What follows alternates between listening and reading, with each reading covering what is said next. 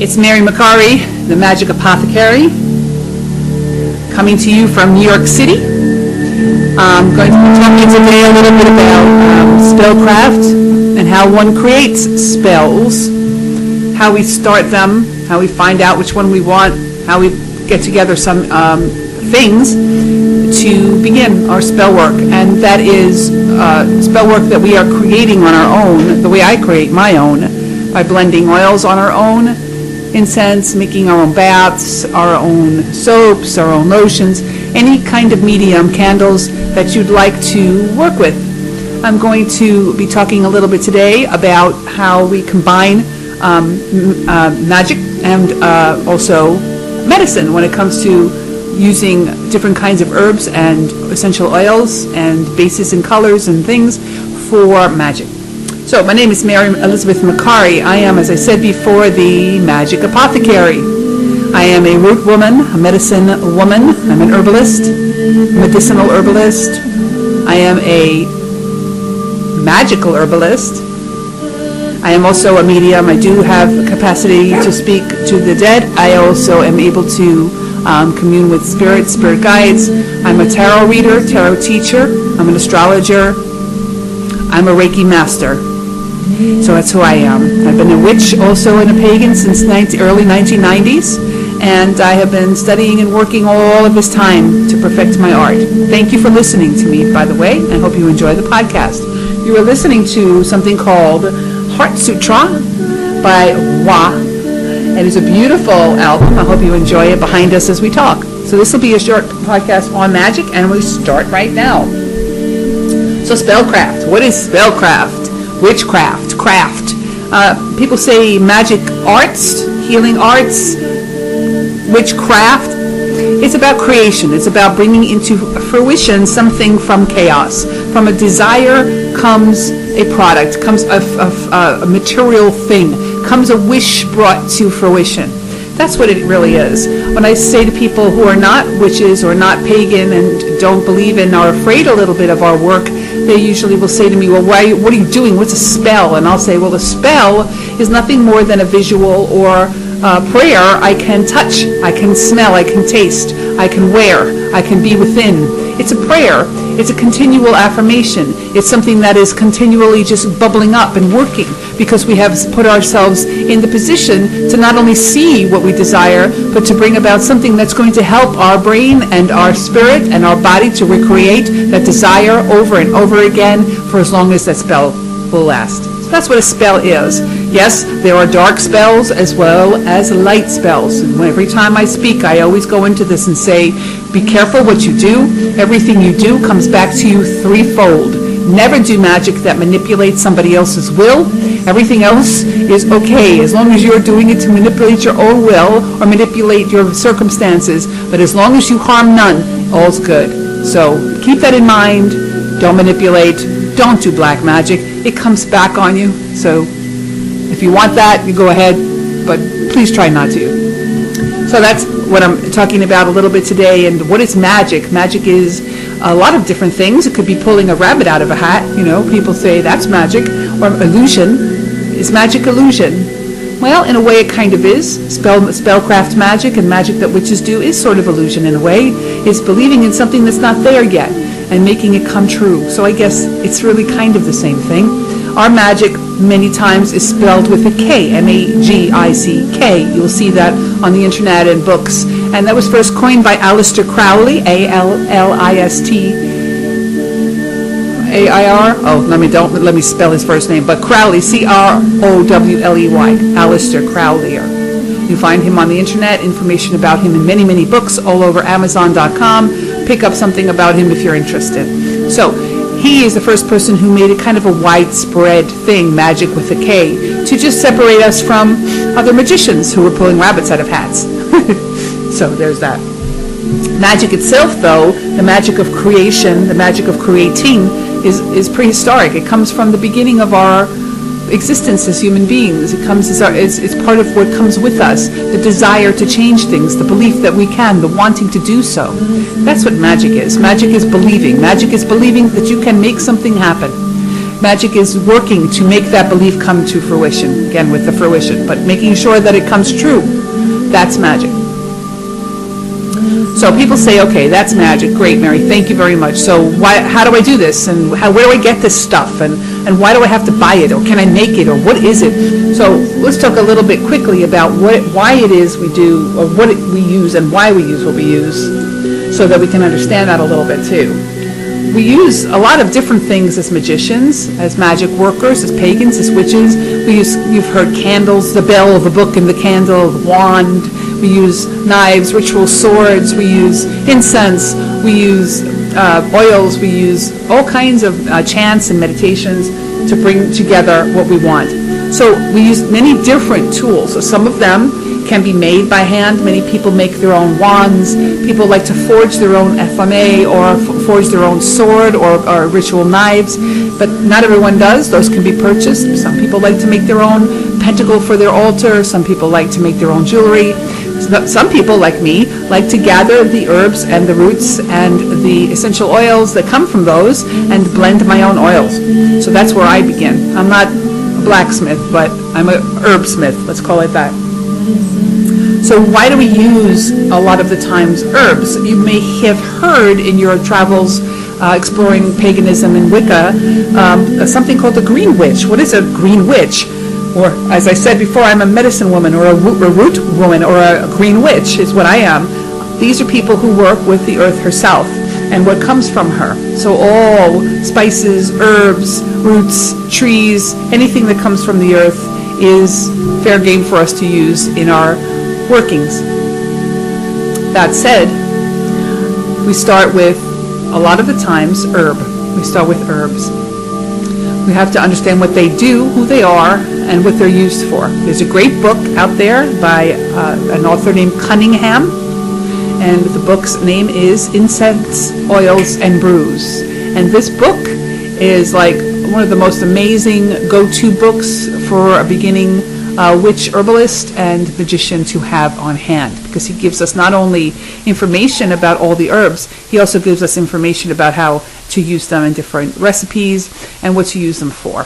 So that's a good book to pick up if you're interested in root working, herbalism, or magic with herbs that we're going to be talking about today. So the first thing we want to do when we're talking about, well, what do we want to do? How do we get things done? How do we gather? Is to say, okay, let's have the intention. What's an intention? The first thing we need to know is exactly what it is we want. So what do we want? What do you want?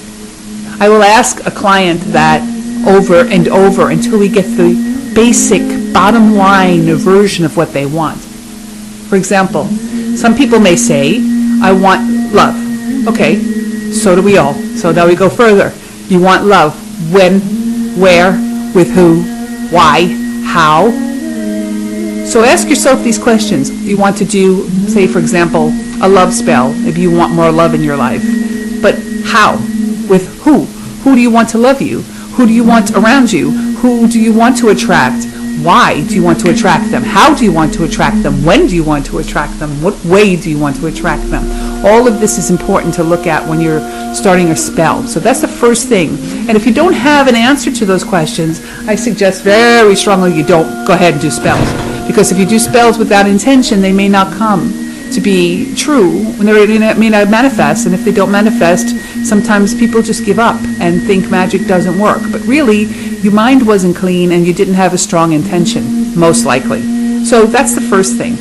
Many people will use different forms of divination to open the mind for themselves, or go to someone who can read cards or read palms or read tea leaves, or actually gaze into a crystal ball or a scrying mirror. People use pendulums, even Ouija boards, to get answers as to whether or not they should do a spell, and if they do, what might happen if they went forward with it. I strongly suggest that. Before I had met one of the people I worked very deeply with on magic in New York City, I was a kind of willy-nilly magician and not really understanding how to make sure that the light was green before I got involved in my spells. And I did some spells and kind of got in some funky places with these spells. I've had some strange things happen, and some almost dangerous things happen. So, not that I wanted that to happen, I just wasn't prepared for the timing and the outcome of what my spell would bring. So I suggest also very strongly, once you have a pretty strong intention, understand what your desire is for a spell. The next step is to say, okay, let me get a reading on this. Let me get up a pendulum. Let me really meditate. Go out and walk in nature. Ask the goddess to give you signs. Really take some time before you commit to a spell. Remember, everything you do comes back to you at least 3 times. So whatever you do is going to come back to you 3 times. So you want to make sure that what you do is something you want to come back to you 3 times. Always in light, always for the good of all. There's another great book called Positive Magic by Marianne Weinstein that is all about this kind of thought, where you stay in the light, where you stay in the positivity, where you don't say, I don't want, but how to word spells so that they are in the positive, so they are in the forward-moving energy. So that's something else to look into. The book The Secret, if you had seen that a few years back, it was a film and it was a book, and it's all over the internet. Also stuff by Napoleon Hill and all of these, think and grow rich kind of things that are out there. These things are talking about Abraham Hicks. That's another thing, talking about using the mind only to create. Now we're going to do 2 things, which is generally use the mind first. So that's what we're working on first. The reading is done. You're pretty sure you want to go forward with your spell, and you're now meditating on the outcome and pretty sure you want to go forward. Next step is the research. You can go run and light a candle and chant and hope that it happens, or you can be very, very, very meticulous about how you go about your work. I tell my classes here at the M Center, where I teach with my Magic Apothecary classes, that they must know many things as witches. The reason I've been studying all sorts of forms of magic and work since the early 90s until today in 2014, and I am still a student, is because it is impossible to, first of all, to know everything you need to know to be a really good witch for yourself and for others. And also because you have to know so many things. Witches have to have a very good working knowledge, or should have a very good working knowledge of how the moon works. That's the number 1 thing you want to know about. What is a waxing moon? What is a waning moon? What is the difference between full moons and new moons? And how do we do moon magic? That's one of the first things out of the box that you want to think about. Moon is more powerful on its way to getting full. When it is waxing, it is drawing energy. It is pulling. The light and the power of the moon is pulling things up, like the tides are higher. Our blood is higher in our bodies, closer to the surface. Women tend to go into labor when the moon is full. So there's an answer. And also people tend to go a little off the track mentally sometimes when the moon is full, because the brain is swollen even. Everything swells up, so things are bigger, fuller, higher. So this is when we want to work magic for abundance, to bring things into our lives from the new moon to the full moon. That is the time when you want to bring things into your life. The full moon to the dark moon is when you want to take things away, to lose weight, to lose fear, to release yourself from a dark spell or a black depression. That's the time you work on that stuff. And always being aware of not only just where the moon is as far as its size, but also what sign it's in. Here's where another skill comes very handy. You have to be somewhat of an astrologer if you're a witch. So one thing you might want to pick up is a really good book about astrology to understand the signs in the moon, what that means by moon signs, how the moon is different when it's in Aries, how the moon is different from Aries to Leo to Aquarius, how it's different based on what phase of the moon it's in. So this is a study that hopefully many of you will take up, and maybe I'll talk about further on down the line. I hope we have time to do that. Okay. So also we want to talk about astrology as a way to open up the path based on hours of the day. Astrology, every hour of the day is ruled by an astrological sign. So there are sun hours and Mars hours and Mercury hours and Saturn hours and Jupiter and on and on and on. They're ruled by planets and sign. You want to also be aware of when you're doing your workings, what planet and or sign is in power at the time that you're working on your spells.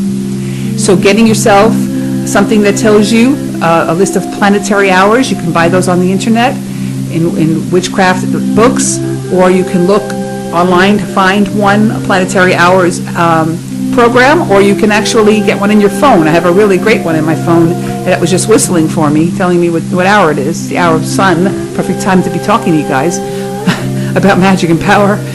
But it tells you when the hour changes, and it tells you what sign it's in and what planet is ruling. So it's important to know, and a very cool way to know about your day and the tides of the day and what planets are in power. So that's another thing to think about. So planetary hours. So those two things are astrological. We talked about tarot. We talked about maybe pendulum or scrying. Divination is a very important part of being a witch, being able to divine for yourself and for others, being able to find a way to find answers that only the divine themselves, your angelic beings, your spirit guides, your god and goddess, or your higher self know, or you're not able to see. So this is like number one most important thing, is to take out, take up a study of tarot or some kind of a divination, like all of this that I mentioned before. And then there's, of course, astrology. Do you have to become an expert astrologer? No. Do you have to become an expert tarot card reader? No. Should you be well versed in these things? Yes. The more the better for you and your work. So that was the prep steps, right? Many times people want to work candle magic. That's one of the most popular things people want to work with, is candle magic. It seems easy. You buy a candle, you spray some oil on it, you go. Yeah, okay, great. That's a good way to go. But it's just a candle. So what do you want to do with that candle? We'll go back to our generic love spell as an example. If I want to bring hot love, sex stuff into my life, and I'm going to say, yeah, I want to light a candle on this. Let's just talk briefly about candle magic, and then we can go into other ones as this series goes on. But if I want hot, passionate sex love stuff, I'm going to want a red candle. Why? Pink is nice. Pink is pretty. Pink is love. Pink is sugary. Pink is sweet. Pink is romance. Red? Sex. There are many, many, many, many charts all over the internet and in books that you can purchase about the correlation between things and colors. So what do we think of when we think of green? Well, we think of jealousy, yeah. We also think of money. When we think of gold, we think of gold. When we think of orange, sometimes we think of brightness like the sun. Purple could be about the third eye, opening up the psychic powers. White for generic. So if you are not sure what color candle maybe you want to buy, white's always the most appropriate. You can just pretend it's any other color you want it to be. So that's one way to go. So say we have this candle. We certainly could make a spell in a zillion other ways, but for now, for today, we'll talk about a candle and making a hot love sex spell with a candle. Well, I have a candle. I've purchased a candle, and let's say it's a 7-day pull-out candle, which you can get in the magical supply store, which I have, which almost every store that provides magical products has. It's a candle that pulls out of a glass. You can buy the ones you can pick up in the supermarket, sure, but the ones that pull out of the glass are a lot better. So it's called a 7-day magic spell candle. So you pull it out, and you have a candle, and you have a wick, and you have a glass. Now what? Now is when the herbs come in, at least in my opinion. Now, everybody's got their different opinions, but this is the way I do magic. Herbs. If we have Cunningham's book of incense, oils, and brews, we have a pretty good idea of how to find out what a love herb is or a love oil is. We just look through the book and we say, okay, love, okay, oh, roses, ha. Sex, okay, something hot and spicy. Maybe some bay leaf to honor Venus or Aphrodite. So you start doing your research and saying, okay, what herbs do call to me? Let's look through them. What do I have in my closet? There's a great book out there called The Supermarket Sorceress by Lexa Roseanne that I love. It's a little tiny book, easy to put in your purse or in your pocket and go to the supermarket with and pick up spices right there in the supermarket, dried spices and herbs. Whole Foods, by the way, has a really extensive fresh herb section, as do many other places online. I usually tell my students to get stuff locally if they can find it at the farmer's market, fresh. If you can't find stuff fresh or don't want to bother, there are three great herbal suppliers I love. Jeans Greens, Jeans, greens.com. It's a New York state-based herbalist store, and they have wonderful herbs and all kinds of teas and great things. Also, Rose Mountain Herbs, find them online, and Star West Botanicals. In Manhattan, there's a wonderful store called Flower Power on 9th Street and 9th and 1st, between 1st and 8th. So that's another place you can go just pick up herbs. But you can find them a lot of times in health food stores or bigger stores that have a lot of herbal tinctures and things like that. You might find some herbs. You can also not use herbs, but also choose to go down the route of essential oils. If you do buy essential oils, you maybe want to blend them, because we don't need to use them in their total strong strength. We can use them about, 1/10 essential oil to 9/10 carrier oil. Carrier oil. You can mix and blend that oil yourself. You can make a special oil yourself, having done your research on all of your herbal choices using essential oils.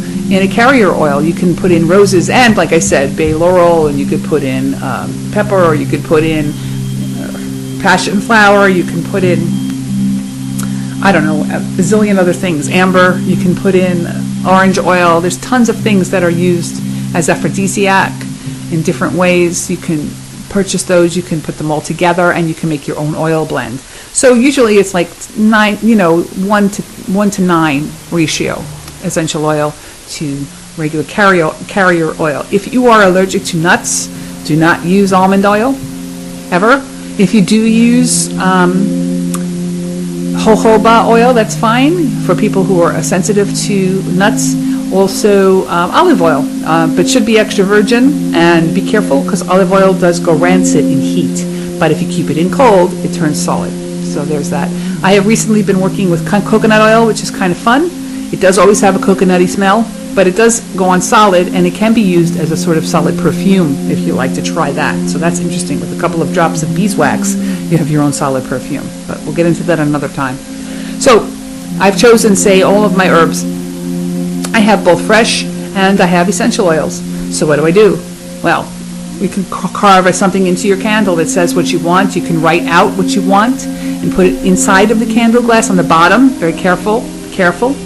Not to let it burn, or where it can burn, so it can explode the glass. Any kind of herbs you put into a candle should be in the bottom of the candle glass, don't sprinkle anything on the top that's really big, like a rosebud or a clove. Those go on fire, and they can they explode the glass. How do I know this? I've done it. So don't do it, please. And wax everywhere is dangerous for fire. So anyway, so we've written on our candle, we've rubbed it all over with our oil, we've saturated our herbs with oil and put them in the bottom of this candle. Maybe we've written out exactly what we want. We know what planetary hour we're going to use for love. Wouldn't it be Venus? Wouldn't that be great? The hour of Venus. That's when we should be doing a love spell, say. Also, we're going to do it on what day of the week? Do you know, guys, that every day of the week is ruled by a planet? Probably many of you do. So Monday is the moon. We go back to the Latin or Italian. Lunedì is Monday, lunar day. Tuesday is martedì, day of Mars. Wednesday, mercoledì, that is Wednesday, is a Mercury day. Thursday is giovedì, Jupiter day. Friday is venerdì, which is Venus. Saturday is Saturn's day, and Sunday is Sun's day. Okay. So that's pretty easy to know. If you want to do a love spell, well, maybe it'd be on Friday in the hour of Venus. So there's that. You want a hot sex spell? You might want to do it in the hour of the sun on Friday. Think about it. Start to play with it. This is just a very basic 101 talk on Spellcraft. I'm going to come back and do this on a monthly basis now. Reason that my podcast got a little backed up was because we moved from working entirely in my home-based studio to an outside studio where I have a space now. I don't necessarily provide products by choice online any longer. I found that a lot of people call me and want a lot of dark spells, and I'm just not interested in making those for people, so it was wasting my time. But what I do in New York City, out in Brooklyn, New York, easy to find me. You can give me a call at 347-492-0534. It's 347-492-0534. Or write to me at the Magical, MAGICAL, Apothecary, that's spelled APOTHECARY, at gmail.com. You can check out my website. It's the magic, with no L, magicapothecary.com, where I post articles and information, as well as ideas of how I create spells, how we do readings here. Once a month, we have a psychic night, and we read cards for people at a very low price. And it's a first come, first serve. You have to make an appointment many of the times. It gets very busy. Also, after readings, generally speaking, is when I will do spell creation. That's how we do this. You come to me for a reading. I read you. We talk. I do that part of it for you. And then we talk about creating spell. And I create it for you. So I have all of the equipment and I have everything to make spells. I make everything from scratch by hand with 100% organic essential oil and herbs. I am an herbalist, and so I work also with healing. And I talked a little bit about that at the beginning. Every spell we make, every time you take up something like a rose and put that in your love spell, look at the other side of it and look up what roses are used for healing. Well, many times roses are used to heal the libido of women. It's considered something that can heal the skin, particularly that of the vagina. Isn't that interesting? And other mucous membranes in the body. So also it's antibiotic and keeps you clean and keeps you from having any kind of infection. So it's a useful, beautiful flower. We love roses. They smell fantastic. They come up in June, and June is the month most of us talk about, people talk about getting married. That's the month of June with roses everywhere and love and fertility everywhere. So every time you pick up do me a favor, every time you pick up an herb or an essential oil that is used for magic, please look at the corresponding herbal healing meaning behind it, because 9 out of 10 times they are the same in some way. There's a lot of fun to look at that and to realize that. And I talk a lot about that in my other podcasts. We talked about echinacea like that. We talked about other herbs like that too. All right, so that's a basic outline of doing how we get spells done, how we start them. If you have any questions, always feel free to write to me. I have people do that all the time. I love talking to my friends out there and wherever you are. I love it, and I love that people write to me and say, please make more podcasts. And here's another, so I did. And I'm sorry for the lag in time. If you do want to make an appointment to see me personally, do make a phone call, and we'll make a time for you to come in. I'm here 7 days a week. It's a lovely little space full of love and light, and I try to be too. Blessed be to you all. May the God and Goddess bless you and provide for you everything you have ever wanted. Bye for now.